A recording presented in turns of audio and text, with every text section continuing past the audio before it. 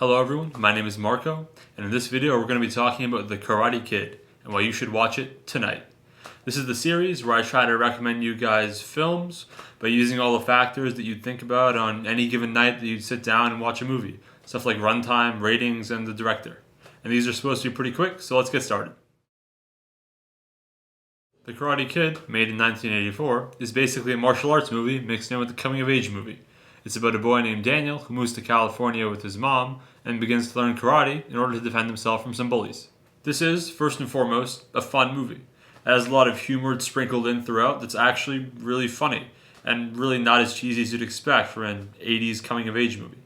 It also has a lot of really cool fight scenes. You know, it is called The Karate Kid after all, and it even has some more touching, serious moments that are really well done. This movie is directed by John G. Avildsen, who is best known for directing Rocky, aside from this movie. So you know that he's capable of making an entertaining movie, even though he's not really the most pedigree director. And this movie is actually directed pretty well. He really draws you in. This movie also manages to pull out some pretty iconic performances from some not super well-known actors.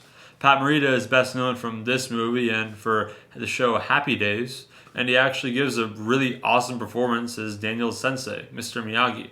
It's funny and really serious at times, and he really gives off a lot of wisdom. Ralph Macchio also gives a pretty good performance as Daniel. He's funny and acts a lot better than you'd expect given what kind of character he's playing.